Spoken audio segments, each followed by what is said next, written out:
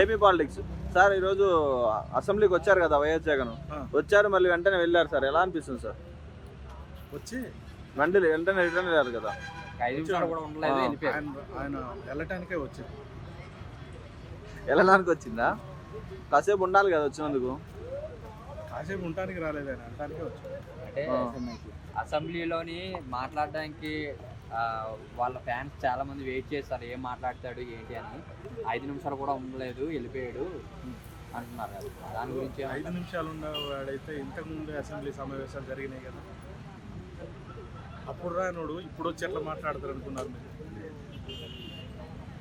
భయం అంటున్నారు కొంతమంది, భయం వేసింది. భయమని కాదు, చంద్రబాబు నాయుడు.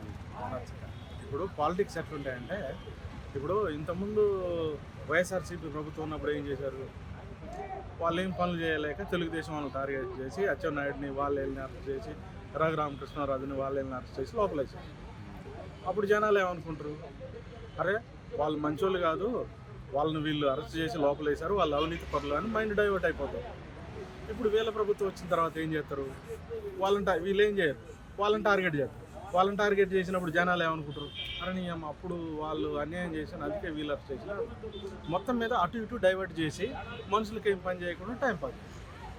అదే పాలిటిక్స్. కూటమి ప్రభుత్వ పరిపాలన వైసీపీ ప్రభుత్వం మీద చూస్తే కూటమి ప్రభుత్వం జస్ట్ ఒక 5% పర్లేదు. పవన్ కళ్యాణ్ పరిపాలన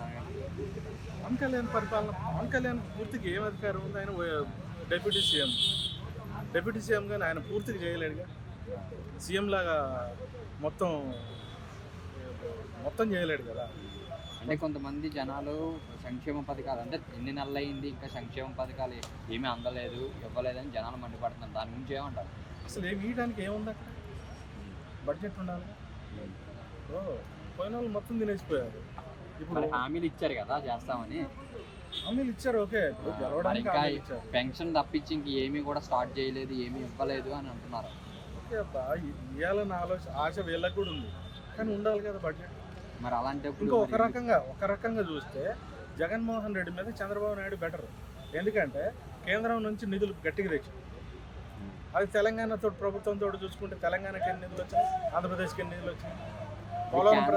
చంద్రబాబు నాయుడు సపోర్ట్ ఉన్నది కదా, మరి ఇప్పుడు ఏమేమి సంక్షేమ పథకాలు ఏమి ఫండ్స్ కానీ ఏమైనా తీసుకురాలేదని అంటున్నారు. కేంద్రం ఇచ్చేది వాళ్ళు ఇచ్చే బడ్జెట్ ఇస్తారు, కానీ నువ్వు అది ఫ్రీ ఇస్తా ఇది ఫ్రీ ఇస్తా అంటే ఇయ్యరు డబ్బులు. అదే బడ్జెట్ ఇప్పుడు ఫ్రీగా ఇవ్వడానికి ఇయ్యరు. కాకపోతే వీళ్ళు కూటమి ప్రభుత్వం సపోర్ట్ ఉంది కాబట్టి ఎంతో కొంత మిగతా రాష్ట్రాల మీద ఎక్కువ వచ్చింది. దానివల్ల చంద్రబాబు నాయుడు సక్సెస్ అవుతుంది, అంతవరకు అవుతుంది. అది బెటర్.